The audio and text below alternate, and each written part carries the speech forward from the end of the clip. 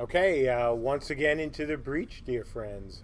Apparently, it was a Windows update that really wanted to update. So let me know if everything sounds right. Okay, got a thumbs up. So yeah, that's that's what we're doing with follow, with stick, and res. So I'm glad I was finally able to answer the questions for you guys. Oh, come on, that's epic. Come on, guys. I got it. Oh, they'll get it too. Yes, there's much rage against Windows right now. Yes, thank you very much, Matt. Why wasn't the laptop already updated? Helpful. Thank you. I said the same thing to him. He did. He did. Jason L asks, any progress on hiring? Lots of interviews. One's going on right now, actually, with Andrew. So we'll keep you posted. It's a really competitive time to get people, but we keep doing the, talk to a lot of different people, put them through our tests, put them through interviews, and then see what happens.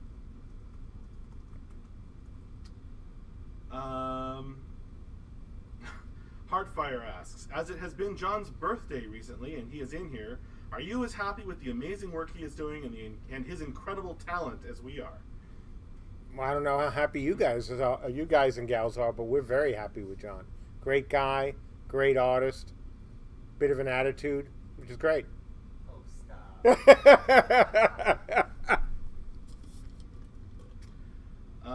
Odelvik asks, or says Zertan asks, as far as the Vox sounds and the fact that in a group they are a chorus, are there any plans to have crafters working in concert in regards to Vox sound Oh, effects? yeah, absolutely.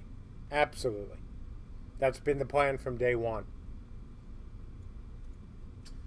RLG, Real Life Gabo asks, are you feeling better, Mark? Getting there. One more day on steroids, which I'll be very glad to get off. It's been a tough week. It's just the weirdest thing because I've never hurt myself that badly on the treadmill before.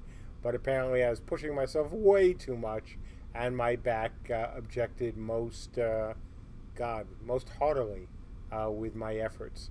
So Sunday through Wednesday were rough, but much better now. One more day and then off the roids. Saya OUO asks, do you still plan to outsource a lot of the art pipeline in the future? When is this going to happen, roughly? Well, and this is the most important thing, 64-bit client. We've been talking about this for quite a while. Obviously, you folks have seen the memory constraint we're under. So as soon as we get to the 64-bit client, then we'll have a much better idea, obviously, of what kind of memory we can allocate for art assets, and as well as we're going to use the memory for things other than just art. And once the lighting model and everything else is really finished, at that point we're definitely going to be outsourcing. We have a great team here, but they're a small team, and you can't, even if I was going to try to pull a Ben-Hur on them and have them chained to their rows, or in this case to their Cintiqs, they still wouldn't be oars. They still wouldn't be able to get everything done. So yes, we are definitely going to be outsourcing some art. On the YouTube chat, Jonathan Heckman asks, when forms were wiped without notice, there wasn't much explanation. Had to do research on GDPR independently to find out why it went down like that. Why not fully explain the liabilities after the wipe? Oh, we did. We actually had a stream about that. It's very simple. There was personally identifiable information. According to the very unclear definition in the regulations of the GDPR, as opposed to the recitals, there was information that people shared, quite frankly, freely with each other. Not with us in particular, because we don't really care what your political affiliation is. We don't care who you sleep with, and we don't care about anything about your DNA. Frankly, we couldn't even get that information if we wanted to. but you folks, a lot of you shared it with each other just by way of chatting. And because that was up there, we wanted to make sure that it wouldn't be up there once the GDPR deadline had passed. So that's the real reason. There were other things, a lot of other things. Quite frankly, the amount of time we spent on the forums was like this compared to the rest of GDPR. But it was just another step we took to be as compliant as possible and to show you folks how seriously, especially you folks from Europe, that we actually care about you. Not certainly based on what we've seen from other companies, that's not really the case. But we do, so we did what we needed to do to protect ourselves and to protect you folks as well. Odilvik says, Chaosium asks, will there be RVR titles to be displayed according to our kill/points count? If yes, will it be hidden to our own realm like in Daok, or will everybody see it? Well, yes, and we'll see. Of course, there's going to be some form of titles. Of course, you're going to have to, many of you, not necessarily all of you, are going to want to display that information to people. So, we'll work with you as backers to figure out what's the best way to do things. And just so you know, I don't have any, set, oh my God, we must do this. So I think we'll be very open, as we are on a lot of things, to actually talking to, our backers and seeing what your opinions are.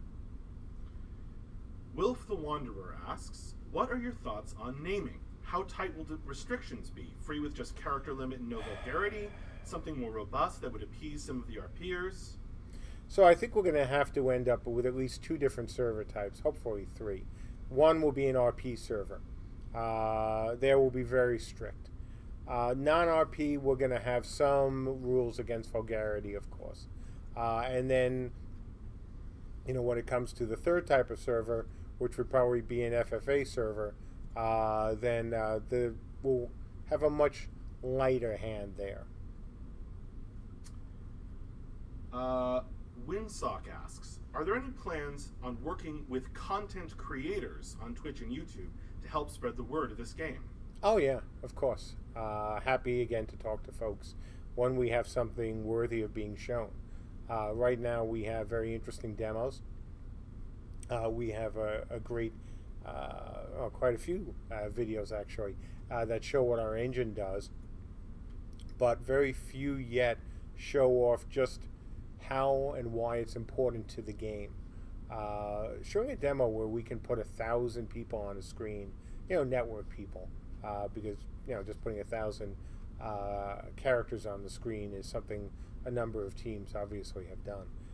But when we can really show the benefit of the tech, when we really can show the destructible buildings, we can show a lot of people, hundreds of people, launching projectiles at buildings, and siege engines launching projectiles at buildings, then we'll have something I think that will get even more people excited than already have been in the last few months. But that time isn't today, though we are getting quite close. Heartfire asks, or says, lots of people on the forums ask why they can't attach text files to forum posts, e.g. for DXDiag files. Why is that? I have no idea. That may be a setting we just set. It might be. Actually, it might be because of GDPR. I need to check that because that's actually it. Sorry, my bad. So the problem with the DXDiag is it does have some information about you.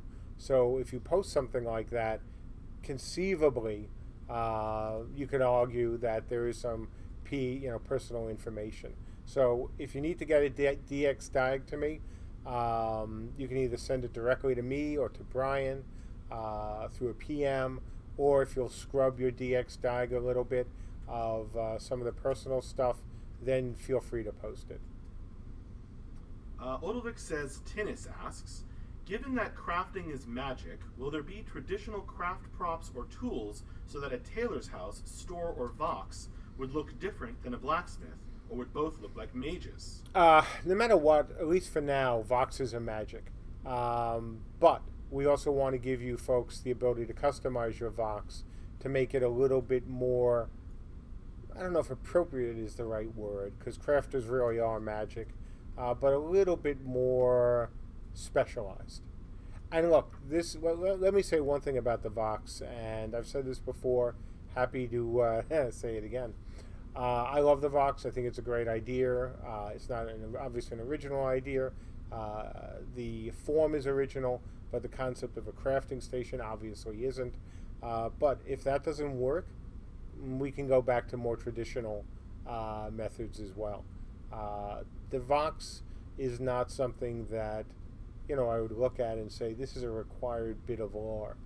It was simply an idea that I liked and I thought could be very cool, and I still think it can be quite cool. But if it doesn't work for the majority of our backers, we'll change it.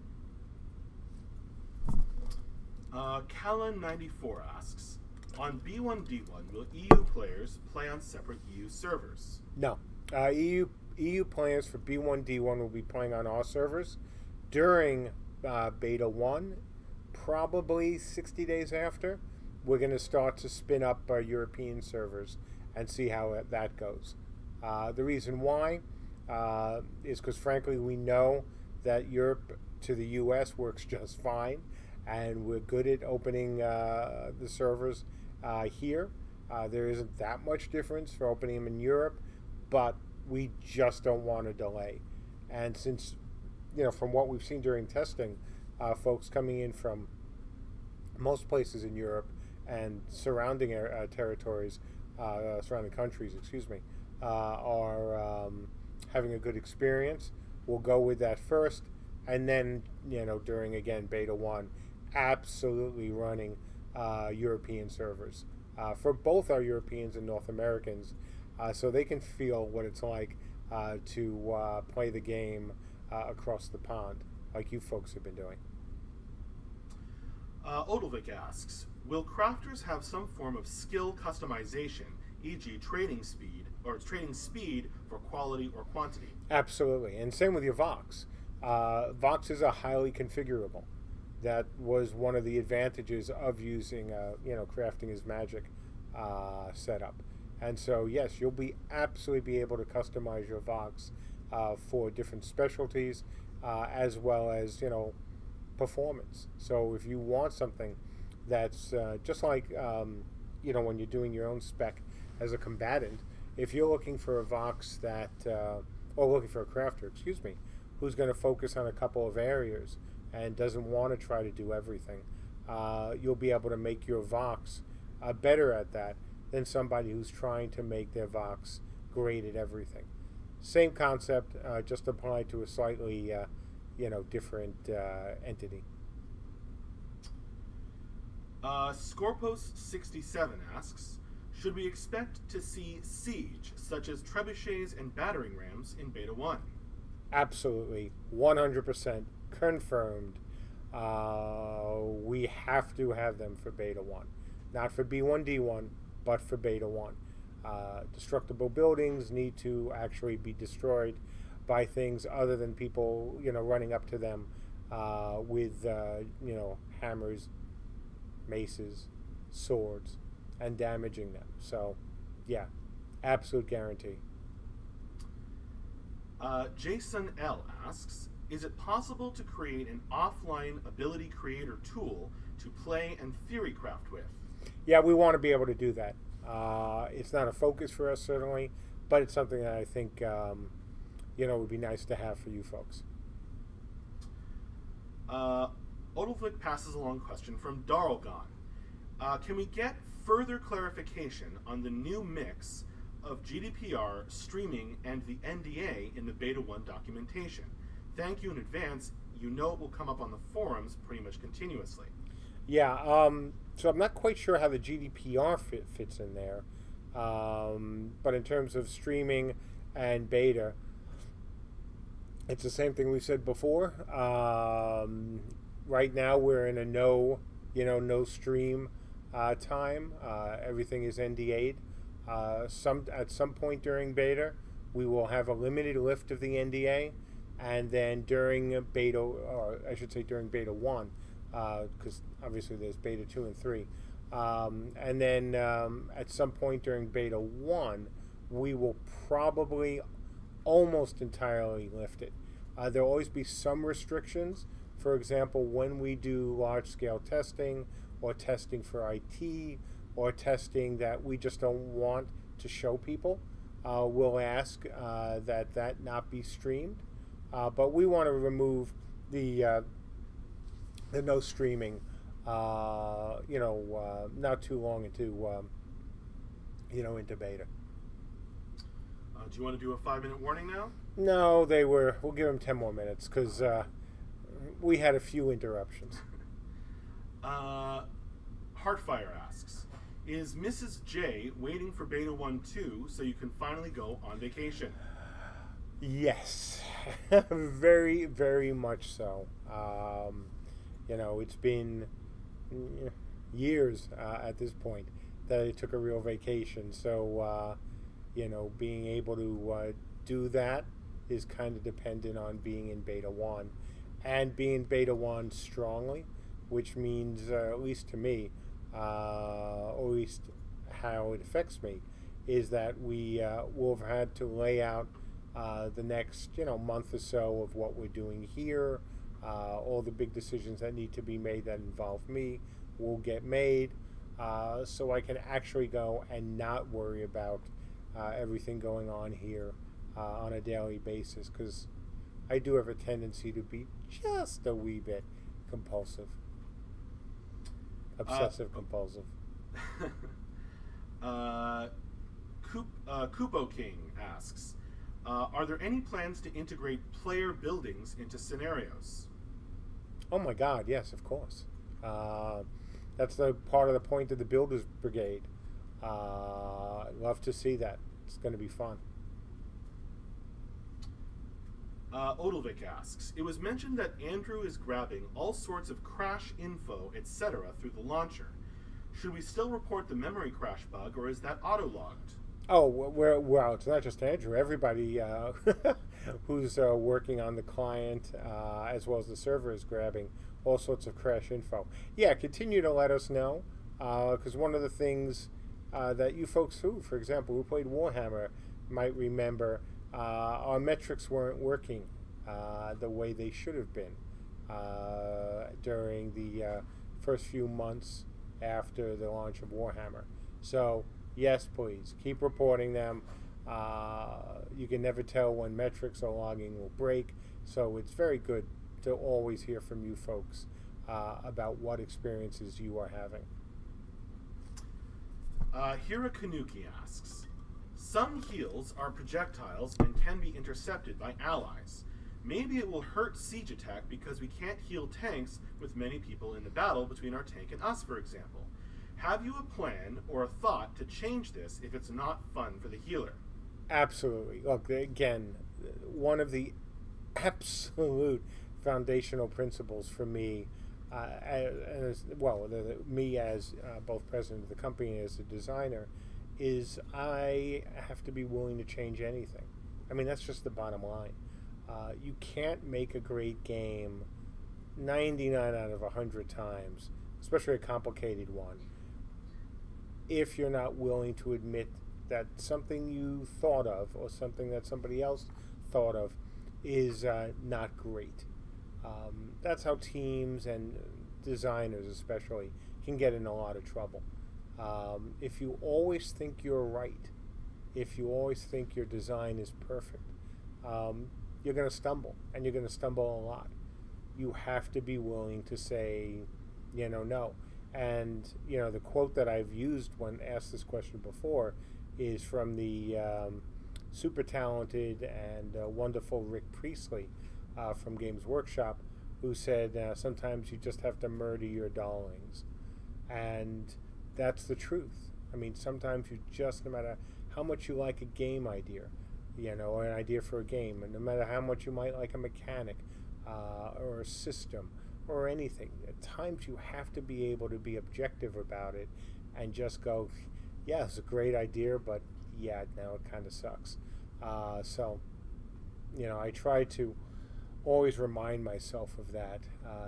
I guess it's something I've always believed in, and I think it goes back to some of my earlier days as a history major, and of course what was supposedly said to victors as they were being feted during a parade during the heyday of Rome.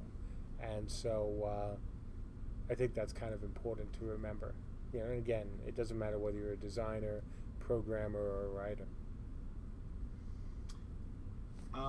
Jonathan Heckman on the YouTube chat asks, I think the GDPR delay was estimated to be about a 3-week setback as far as missing B1.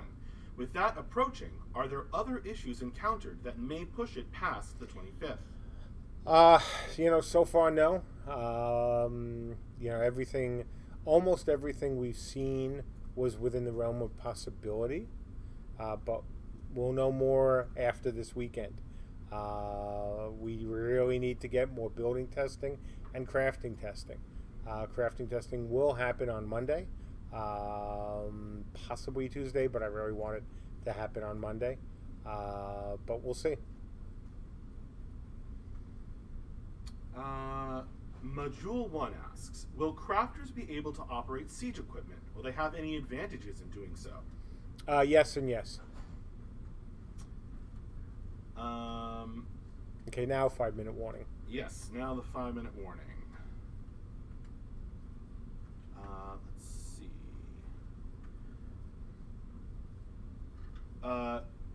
Drooged asks, question, will player-made armor and weapons in the early test be better than what we start with, or is that not going to be a thing for a little bit more? In theory, what you can make as a crafter from day one will be better than what you get when you first enter the game. Obviously, the crafters have to have something to do, but we don't want anyone to start naked either because, well, let's face it, if you don't come in with something, there's no... really, it would go kind of silly going out in RVR. So, you'll start with good enough gear that you can go in RVR, because this game isn't as stat dependent, whether it's stat on armor or weapons or on your character. The difference between what you get from the crafters and what you start with isn't the same as a different color set of gear in most MMOs, but you will want to go to the crafters. Zzab11 asks, when are tools for orders and warbands scheduled for testing?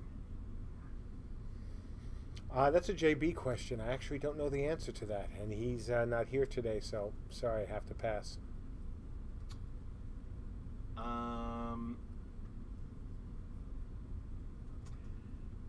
Jason L. asks, once building and crafting testing is completed, what will need testing to facilitate B1D1 launch? Well, if everything checks out with the web API, that's kind of it on any of the big things we had. So it's just a question of, did anything else come up to hold things up? So keep your fingers crossed. I mean, so far, again, and I don't want to say that, hey, we're almost there, because that's when something always comes up. But as of now, we're looking good. And you folks have seen that. You've seen, the improved, again, crash rate. You've seen the improved performance in the 750 player and ARC test. So, a lot of the things that were question marks on the 4th are no longer question marks. Mongo Gnome asks, why did it take so long for you to show up to save our loved RVR MMO genre? Well, I haven't saved it yet. And as to why, it's really simple. And I've talked about this in the past. After leaving EA and Mythic, the last thing I wanted to do was make an MMO. I was a little burned out, certainly, by the ending. Not necessarily the time at EA, but the way things ended. and I had lost, I don't want to say lost desire to make an MMO, but I certainly did not want to go down the path of working for another publisher or going out and begging for the kind of money it would take to make a proper MMO. And again, after working on my last 3 games were of course Dark Age of Camelot, Imperator, and Warhammer. I was willing and ready to take a break, and I did believe in the mobile space. Certainly, it turned out almost spot on to what I said about it when I was initially talking to folks to invest in a studio. And then, after a few years, Kickstarter. And then, well, that and playing Guild Wars 2 really got the itch back to live in an online world. I've been making online games longer than almost anyone in the industry at this point. I go back, obviously, to the world's 3rd MUD, for gosh sakes. And I was making online games even a little bit before that. So, it took a little time to recover, my love for online games and as well the way to do them, via Kickstarter. And then, of course, being partnered with Andrew, because without Andrew, there's no way I would have gone down this path. So, sorry it took so long. Sorry that this has taken longer. But as, if you've been in the tests and you've seen the large-scale battles we are capable of doing right now, you can see that, boy, whether it's the next 6 months, the next 18 months, there's going to be nothing but large-scale battles for you folks to look forward to. You're going to have, scenarios which will handle numbers more than any game, right now can handle. You'll have open world RVR tests where, obviously, we're not going to make you search hours for people, but you'll, because that would be mean. But you'll have plenty of opportunity to indulge on or in your favorite pastime, whether it's 8v8s, 10v10s, 8v24, because you 8s are better than anyone else. It's just going to be a lot of non-stop fun and testing of RVR systems. No PvE systems other than crafting, as we've talked about, will occur, during Beta 1, minus the occasional just come in and break the build tests. So, sorry it took so long, and hopefully what you'll be seeing over the rest of this year will make you very glad you stuck, and when you look at what we've been showing just for the last 2 weeks, as a hardcore RVR and a guy who's played in PvP, games forever, this is something that I think will, if it doesn't scratch the itch, I would be surprised. This is going to be fun, it's going to be challenging, and as we continue to evolve our engine, as we go to a 64-bit client, the world is going to get even more, I don't want to say even more attractive than it is now, because when you compare it obviously to something that would come out of Unreal on the highest settings, it's not there, nor do we want it to be there. But what you're going to see is going to surprise you. We weren't able, unfortunately, to do the 64-bit client prior to the end of alpha. It was never scheduled. We knew it would take too long. But once we do that, expect the world to get better looking, expect us to be able to do other things as well, so that those of you who backed us in 2013 and 14 and 15 and 16, maybe not 17, we'll see something that you did not expect at the time you backed us. And we're kind of, especially speaking for me, I'm really excited about that. That's a really good question to end on. I think so. So yes, that's an excellent question. Thank you so much for that. Folks, as always, thank you so much, for your support. Thank you for your patience. I want to get back to testing.